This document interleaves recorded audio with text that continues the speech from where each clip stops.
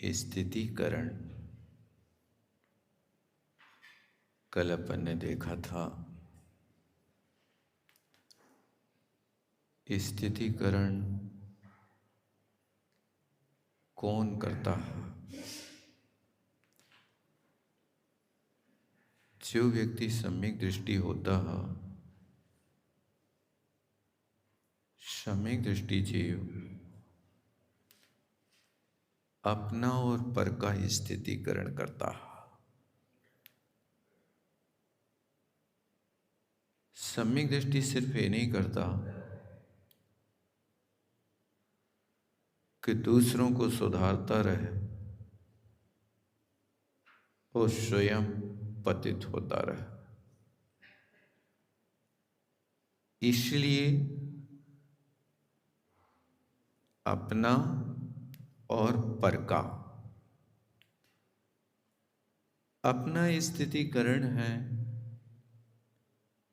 कि जिस समय आप तीव्र संक्लेश में हैं, मन व्यग्र है, चिंताओं से ग्रसित है, कलह में पीड़ित है, ऐसी परिस्थिति होने पर आप अपनी आत्मा को संबोधित करें कि हे आत्मन,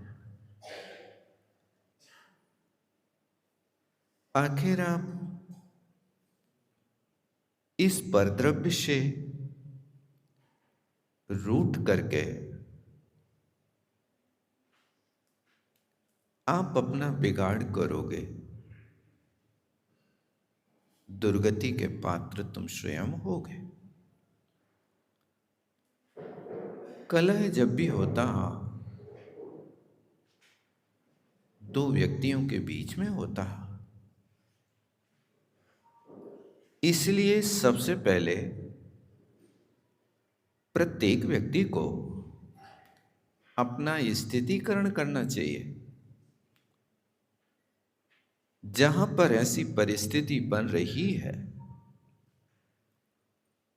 उस स्थान से अपने आप को बचाने की कोशिश करना चाहिए।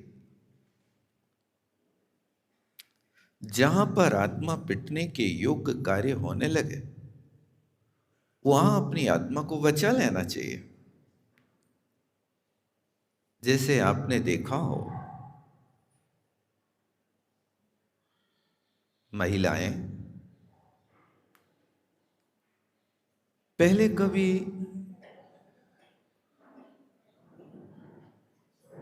कोई अनाज कूटती थी ओखली में,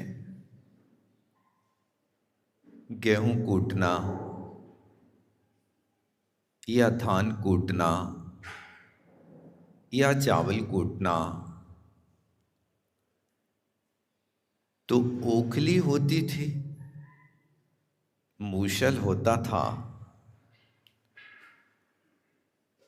और वो ओखली में मूसल धड़ाधड़ पटकती थी। आजू बाजू में दो चार बच्चे भी बैठ जाएं तो उन बच्चों से बातें भी करती जाती थी। ओखली में मूसल पटकना, बच्चों से बातें करना, और बीच बीच में अपना एक हाथ ओखली के भीतर डाल करके उस अनाज को ऊपर नीचे करना।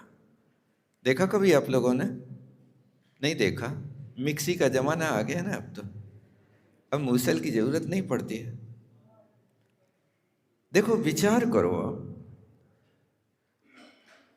कि वो धड़ाधड़ मूसल पटक रही है और ओखली के भीतर हाथ डाल रही है, धान को ऊपर नीचे कर रही है,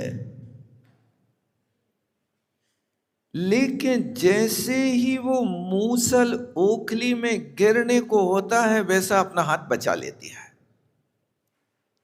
देखना ध्यान से, ऐसा नहीं, कभी नहीं हुआ होगा कि ओखली में हाथ पड़ा रहे और मूसल आकर के उसके हाथ पे गिर जाए ऐसा कभी नहीं होता। बहुत चतुराई से जब उसको ठोकर लगने का अवसर आता है तो अपने हाथ को बाहर निकाल लेती है, और जब अनाज कुटने से छिप करके नीचे बैठ जाता है तो उसी ओखली में हाथ डाल करके उसको ऊपर निकाल के लाती है। एक कला सीखो अब कि जैसे वो ओखली में मूसल पटकने वाली महिला बिल्कुल धड़ाधड़ पटक रही है, लेकिन जब मूसल हाथ पे लगने का अवसर आए तो हाथ को बाहर निकाल करके रख लेती सुरक्षित। एक मूसल भी नहीं लगता, एक चोट भी नहीं लगती। इसी तरह सम्यक दृष्टि जीव स्थितिकरण करने वाला अपने आप का स्थितिकरण करे कि जैसे ही कर्म बंध की प्रक्रिया आने लगे, पापों से रक्त होने लगे, कलह में समय व्यतीत होने लगे, संक्लेश में समय जाने लगे, तो उस तरह उस मूसल की तरह अपने हाथ को बचाने वाली महिला को याद कर लो कि हे आत्मन, ये सब मोह बढ़ाने वाले हैं। अपने आप की रक्षा तुम्हें स्वयं करना है, नहीं तो तुम डूब जाओगे, दुर्गति के पात्र हो जाओगे, सम्यक दर्शन तुम्हारा छूट जाएगा। ऐसा आत्मा को संबोधन दे करके उस महिला की तरह अपने हाथ की जैसे वो रक्षा करती है, ऐसे अपने आत्मा की रक्षा करने का प्रयास करने वाला जो होता है वो स्थितिकरण अंग का पालन करने वाला व्यक्ति पहले अपनी आत्मरक्षा करता है, फिर उसके बाद दूसरों की करता है। कुंद कुंद स्वामी ने लिखा है, आद हिदम कादब्बम जम सक्कैतम परम पिकादब्बम आद हिद पर हिदादो आद हिदम शुट्टु कादब्बम। लिखते हैं कि प्रत्येक प्राणी को सबसे पहले आद हिद करना चाहिए। आद हिदम कादब्बम, पहले आत्मा का हित करो, और आत्मा का हित करने के बाद यदि तुम्हारे पास समय बचे तो परमपि कादब्बम, दूसरों का भी हित करो। आद हिदम कादब्बम जम सक्कई, यदि आपके पास शक्ति है तो पर हिदम भी कादब्बम, पर हित भी करना चाहिए, लेकिन दोनों में तुलना करो। आद हिदम पर हिदम, आद हित और पर हित में श्रेष्ठ कौन सा कार्य है? तो कहते आद हिदम शुट्टु कादब्बम, आत्महित करना तो बहुत श्रेष्ठ कार्य है। ये तो लोक व्यवहार में भी अपन देखते हैं। एक बार बादशाह ने बीरबल आदि बैठे थे, सभी लोग सभा में बैठे हुए लोगों से पूछा कि हे सभासदों, आप ही बताओ कि हमारी दाढ़ी में आग लगे और तुम्हारी दाढ़ी में आग लगे तो तुम लोग पहले कौन की दाढ़ी की आग बुझे हो? तो सारे के सारे लोग चाटुकार थे, वे कहते महाराज तुम्हारी दाढ़ी की आग पहले बुझे, तुम्हारी दाढ़ी की। सारे सभा के एक साथ बोल पड़े, अपने राजा को जलते हुए देख करके हम कैसे रह सकते हैं? तो राजा कहता तुम्हारी दाढ़ी जलती रहे और तुम अपनी दाढ़ी जलाते रहो और तुम हमारी दाढ़ी बुझा भी आ जाओ, ये संभव है? हाँ महाराज ऐसे ही करें, आग लगा के देखो। ये स्थिति हुई। अब ये बात तो राजा के गले नहीं उतरी कि ये सब लोग बोल तो रहे हैं सामने, क्योंकि इनके बोलने के सामने बोलने के तरीके अलग होते हैं, आंखों का संकोच अलग होता है, और जैसे ही आंख फिरती है तो व्यक्ति के भाव फिर जाते हैं, बदल जाते हैं। जब उनको संतोष नहीं हुआ तो बीरबल से पूछा, बीरबल बताओ तुम्हारी दाढ़ी में आग लगे और हमारी दाढ़ी में आग लगे तो तुम क्या कर हो? तो बीरबल ने समझदारी से कहा, महाराज एक हाथ से पहले हम अपनी दाढ़ी बुझाएंगे, दूसरे हाथ से तुम्हारी बुझाएंगे, क्योंकि हमारे पास दो हाथ हैं। एक हाथ आद हिदम कादब्बम, एक हाथ करेगा अपने आत्म हित की रक्षा करेगा, और जम सक्कैतम परम पिकादब्बम, यदि शक्ति है तो हमारा दूसरा हाथ तुम्हारी दाढ़ी को बुझाएगा। राजा को बात समझ में आ गई, बिल्कुल सत्य है। हर व्यक्ति को पहले अपना हित करना चाहिए। जो कहता है कि हम मरते रहें और तुम्हारे लिए हम जिंदा कर देंगे, वो व्यक्ति छलिया है, वो व्यक्ति समझदार नहीं है, वो चाटुकार है। सिर्फ तुम्हारे सामने तुम्हें प्रसन्न करने के लिए बात कह रहा है, लेकिन हर व्यक्ति पहले अपने कष्ट को दूर करता है, फिर दूसरों के कष्ट को दूर करता है। ये पार्शल स्थितिकरण हमें इस बात की सीख देता है कि अपना स्थितिकरण करो, और फिर यदि कोई धर्म से पतित हो रहा तो उसका भी स्थितिकरण करो, जैसे बने तैसे करो। और फिर इसके बाद दो तरीके से करना, एक युक्ति से करना और एक आगम से करना। जब कभी व्यक्ति को समझाते समझाते कभी समझ में ना आए, तीव्र कर्म का उदय हो जावे और व्यक्ति को समझ में नहीं आता, तो जहां आगम से समझ में ना आए वहां युक्ति से समझाने की कोशिश करो। देखो, पुष्पडाल महाराज को 12 वर्ष महाराज बारी सेन ने पढ़ाया, लिखाया, आगम समझाया, लेकिन पुष्पडाल 12 साल में सुधर नहीं सका।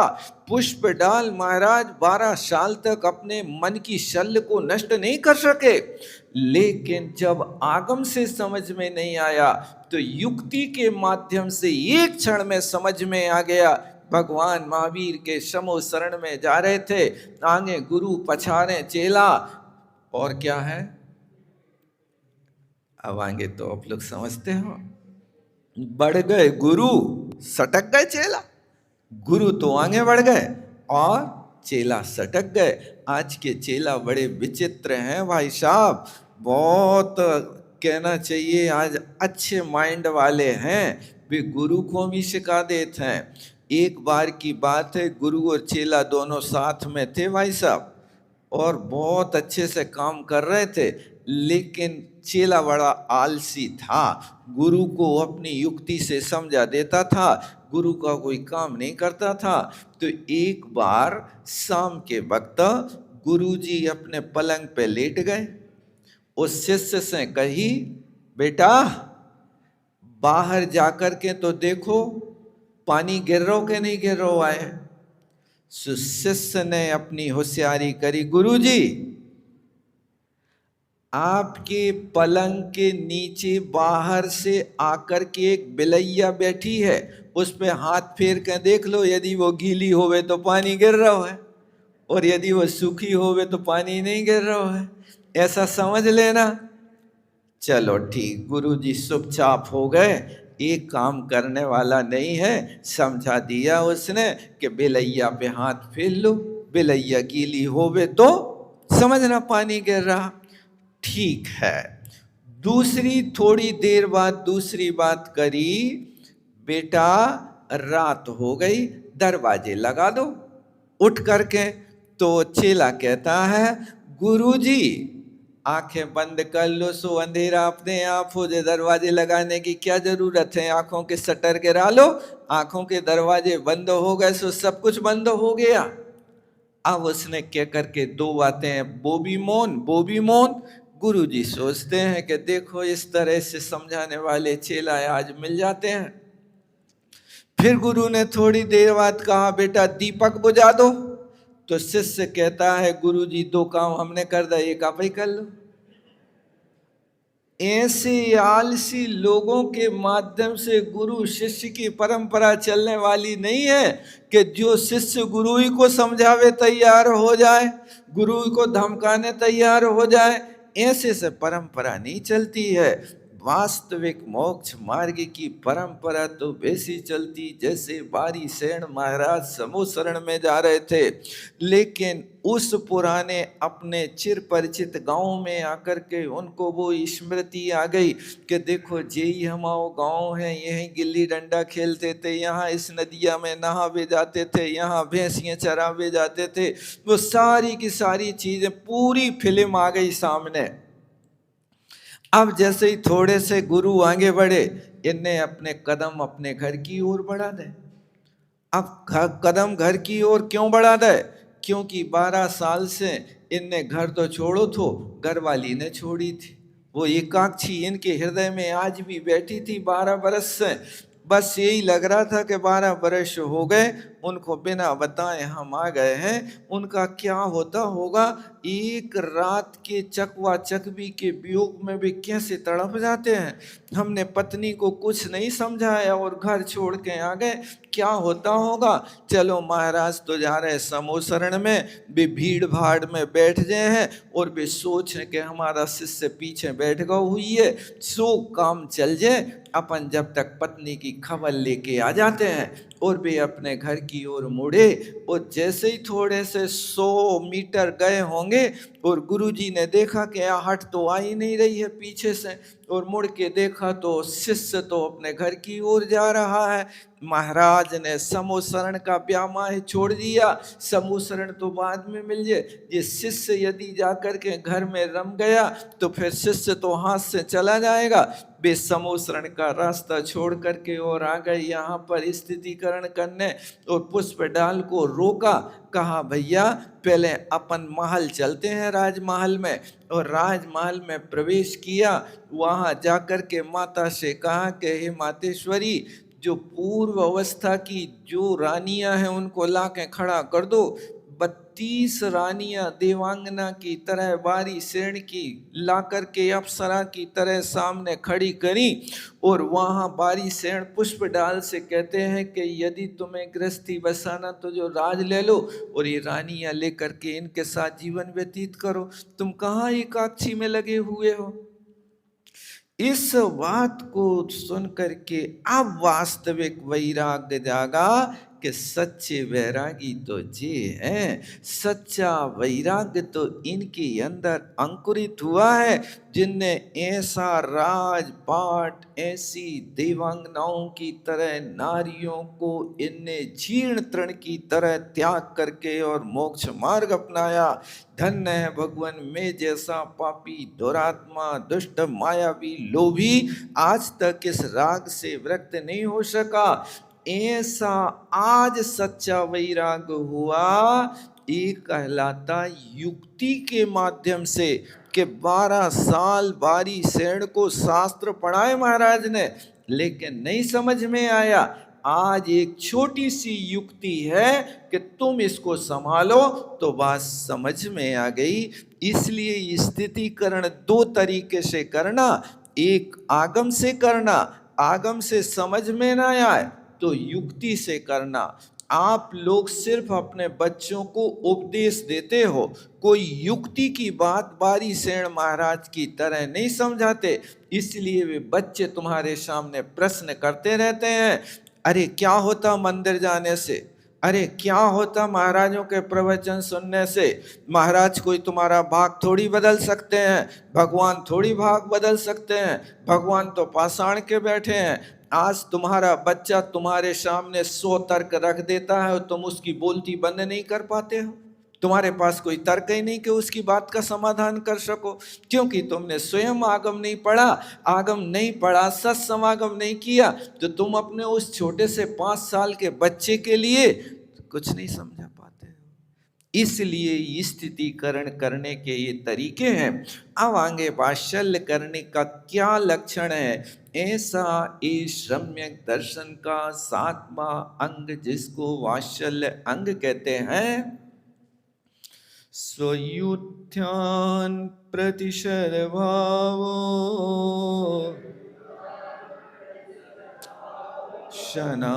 शनाथापेत केतवा प्रतिपत्तिर्यथा योग्यो वात्सल्यमविलप्यते। स्वयुत्थान प्रतिशत भावो शनाथापेत केतवा प्रतिपत्तिर्यथा योग्यो वात्सल्यमविलप्यते।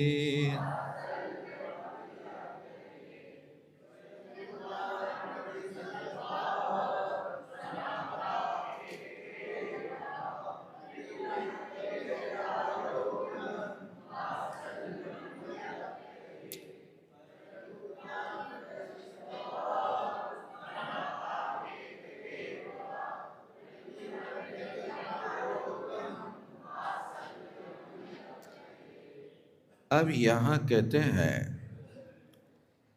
स्वायुत्थ्यान।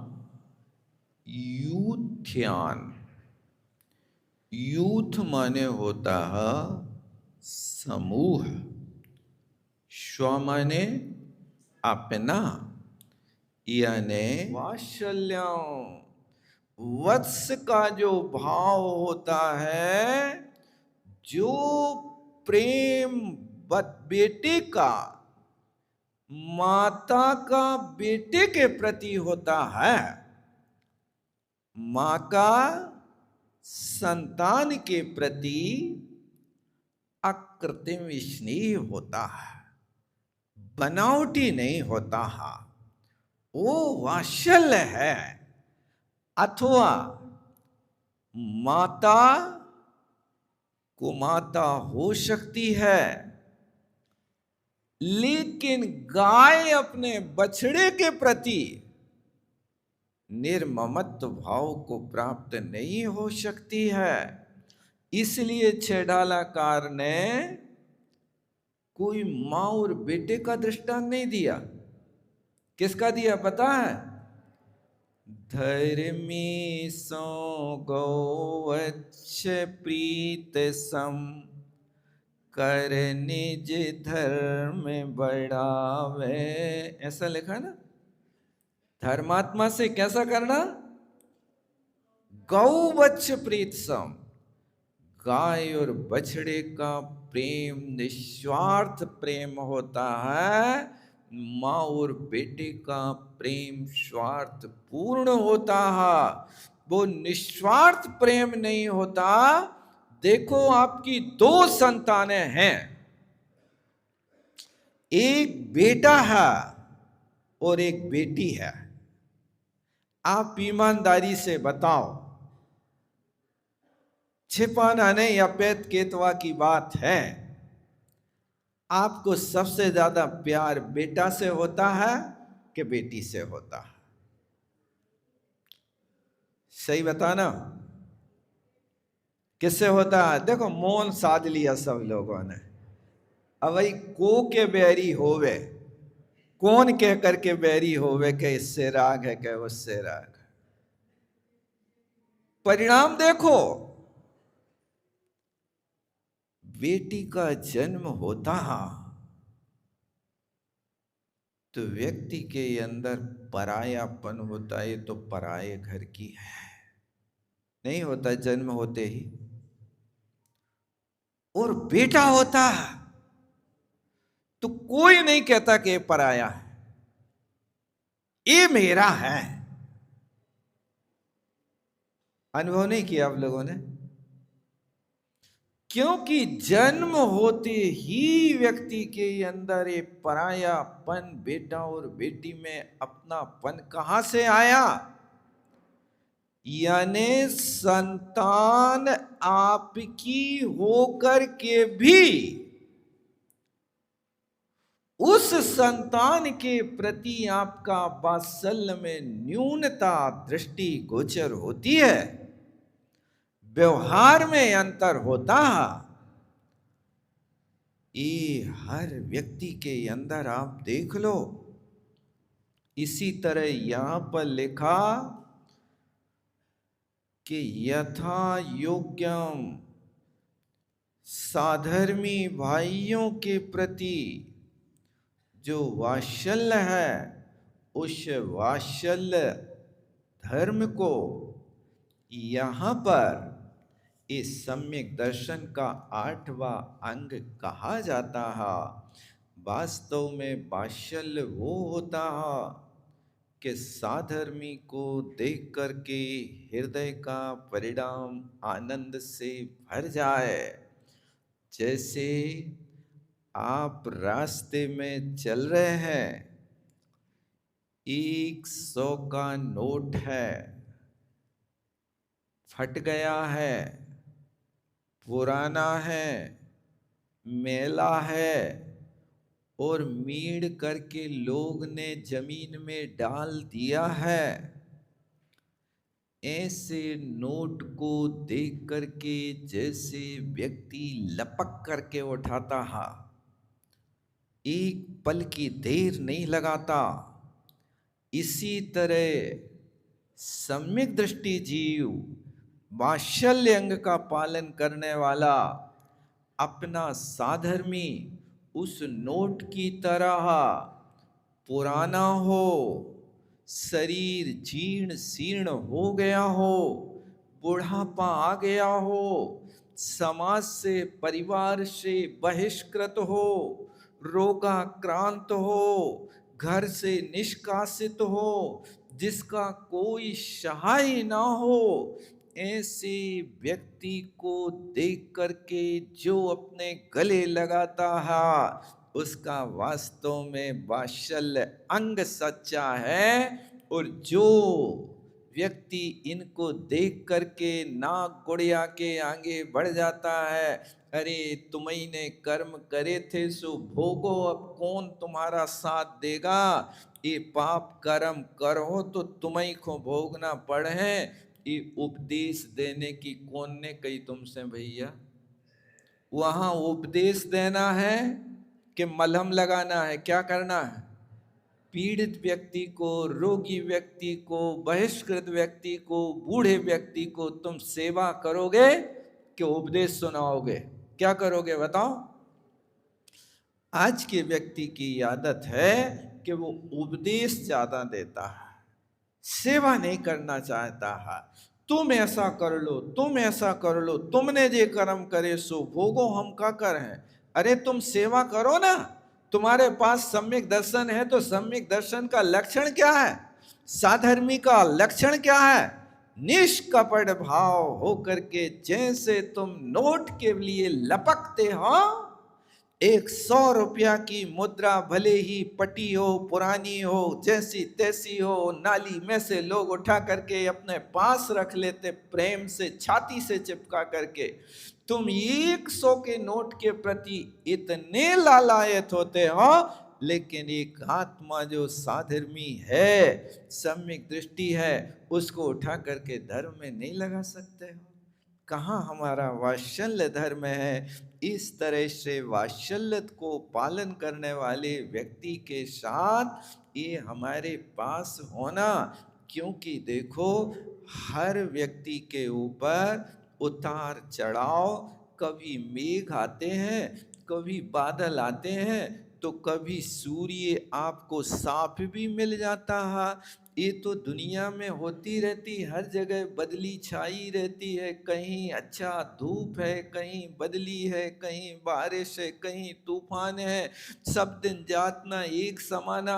हर व्यक्ति के साथ में भी तो यही हो रहा है। कहीं कष्टों की बारिश हो रही है, कहीं पर गरीबी की विपत्ति सामने भोग रहे हैं।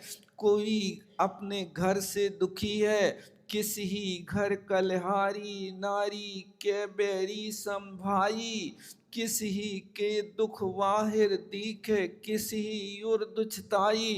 कोई पुत्र बिना नित झूरे, होय मरे तो रोबे। ये सारी की सारी स्थितियां, विपत्तियां हर व्यक्ति के सामने छाई हैं।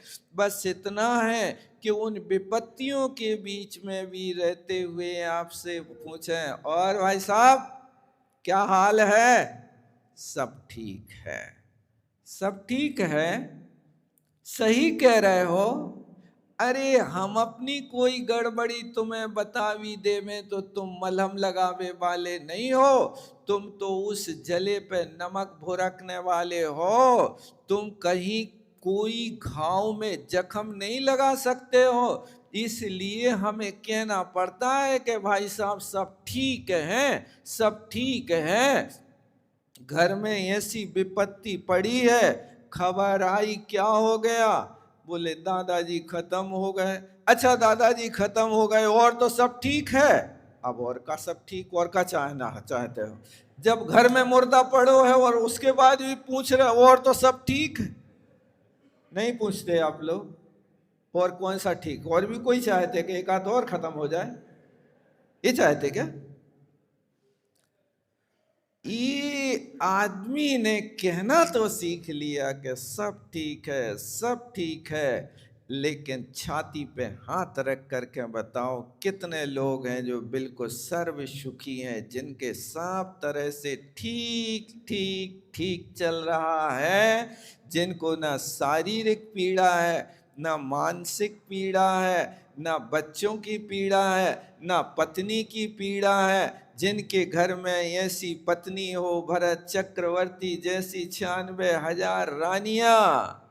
जब भरत चक्रवर्ती उपवास करते थे चतुर्दशी अष्टमी के दिन, सफेद वस्त्र धारण करके साधना करते थे, तो उनकी 96,000 रानियां भी सफेद साड़ियां पहन करके त्यागी बन करके और भरत की सभा में बैठती थी।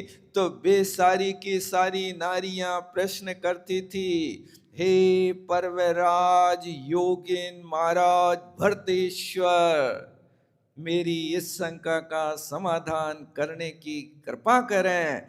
ऐसी जिनकी स्त्रियां अपने पति से प्रश्न करती होंगी, बताओ वो पति कितना वैरागी और कितना व्यवहार कुशल है कि जिसकी पत्नी जिस व्यक्ति के लिए पर्वराज योगाचार्य कह करके संबोधन करती हो, ऐसे सुंदर शब्दों के साथ जिनका व्यवहार होता हो, ऐसी नारियां होवे तो प्रशंसनीय हैं, अन्यथा किसी ही घर कलिहारी नारी केवे रीशम भाई। नारी है और वो नारी रात दिन लड़ती रहती है, कुछ ना कुछ ऐसी बातें सुनाती है। एक बार आचार्य महाराज के पास एक भव्य आत्मा आए और बोले, भगवान मैं क्या करूं, समाधान कर दो।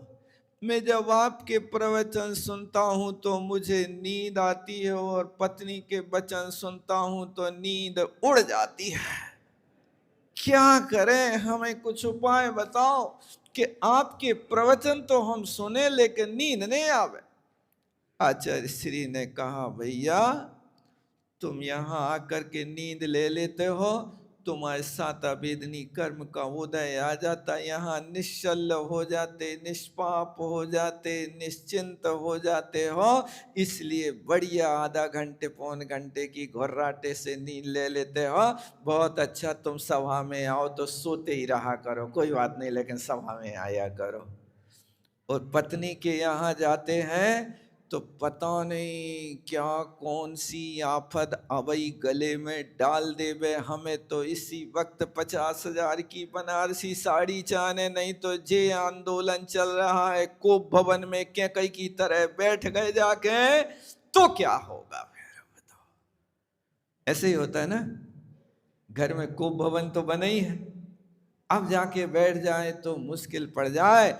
इसलिए रोज ये पंक्ति पढ़ो, किसी ही घर कलहारी नारी।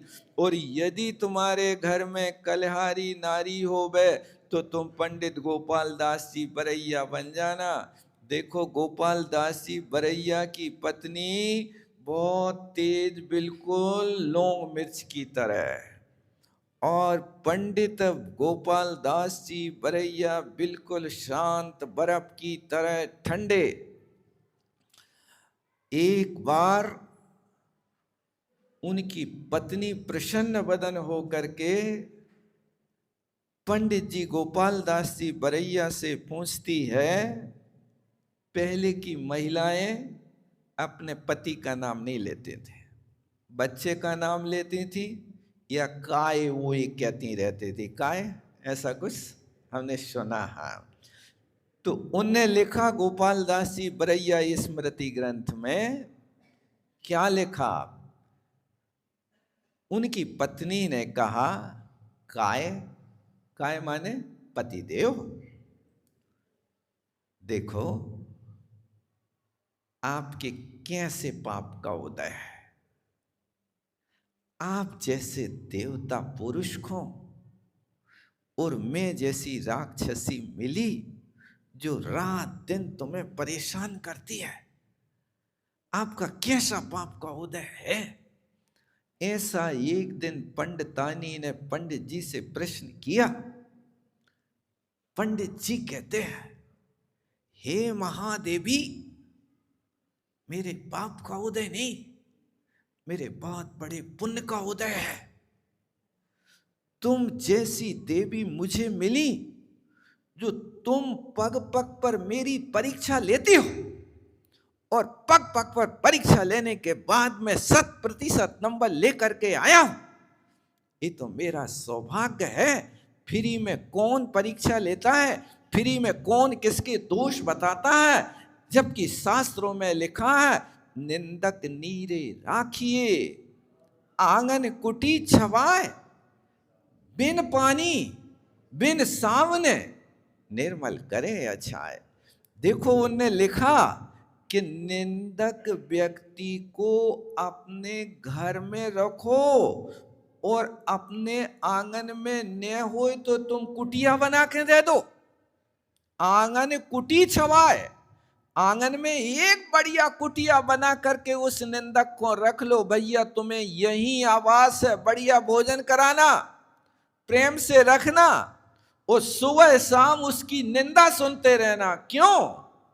क्योंकि बिन पानी बिन साबुन के तुम्हारी आत्मा को निर्मल कर रहा है। इससे अच्छा धोबी तुम्हें कहां मिलेगा, जो बिना पैसों के बिना साबुनों के तुम्हारे दोष धो रहा है। धोबी अच्छा है कि बुरा है? बताओ कैसा? धोबी अच्छा है कि बुरा है? बेचारा भले ही वो मैले मैले कपड़ा पहनता रहे, लेकिन तुम्हें तो उजले कपड़े पहनाता है ना, नहीं पहनाता? यदि निंदक को भी तुम धोबी की तरह समझ लो और अपने पास रखो और गले लगाओ, और उसकी बात को तुम अपनी गंभीरता से लो के जो ये कह रहा है, ये सत्य कह रहा कि झूठ कह रहा? यदि सत्य कह रहा तो सुधार करो, और झूठ कह रहा तो ध्यान न करो। समझदारी तो यही में है ना। सत्य कह रहा है, सुधार कर लो। सामने वाला कोई कहे, तुम्हारे चेहरे पे कालक लगी भाई साहब, तो अब तुम उसको गाली दोगे कि दर्पण में देख करके कालक को छुटाओगे?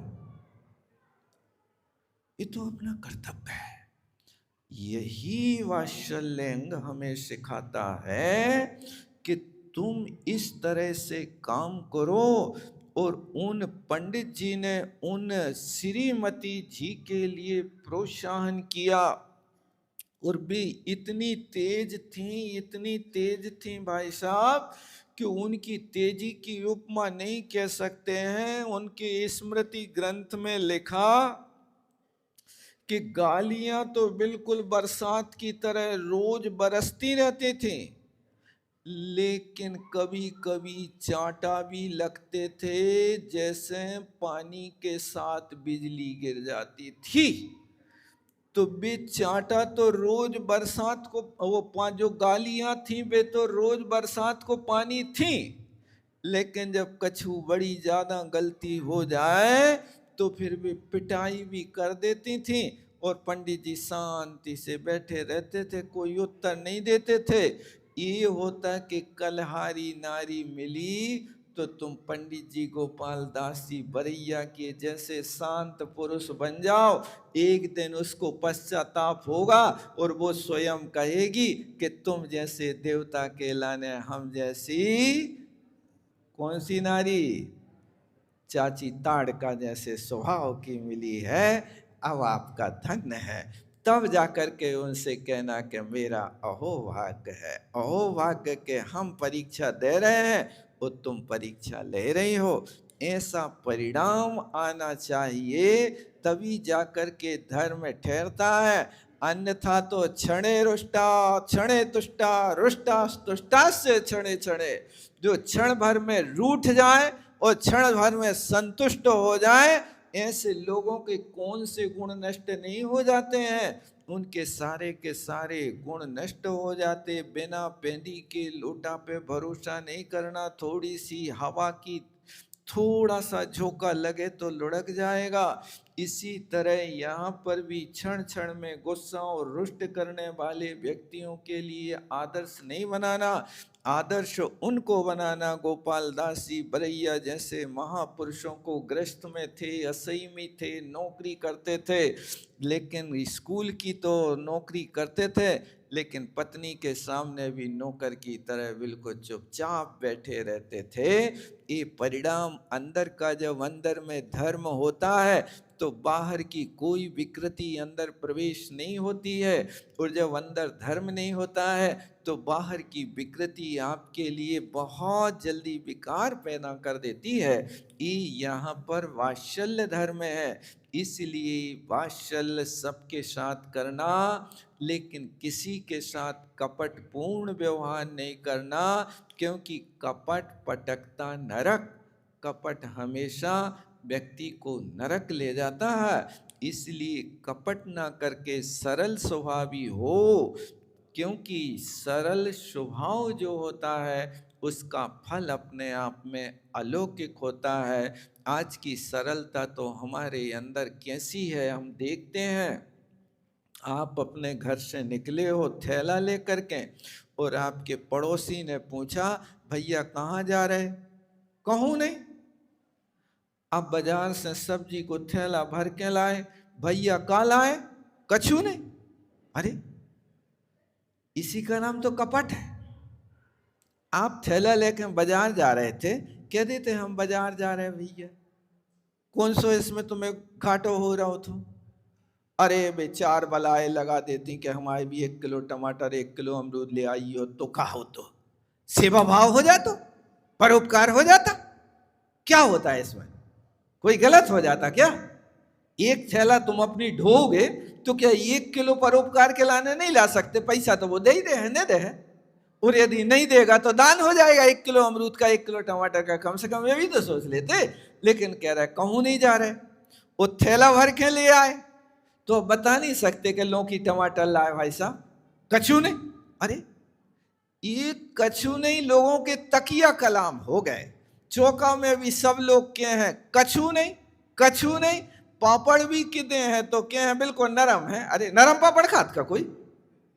पापड़ तो कड़े ही खाओ जाते हैं, लेकिन उस पापड़ के लाने में तकिया कलाम कर रहे हैं, बिल्कुल नरम है। जलेबी है तो बिल्कुल नरम। अरे भाई साहब नरम जलेबी है, वो रुई की तरह जलेबी खाना कि वहां कड़ी जलेबी खाना?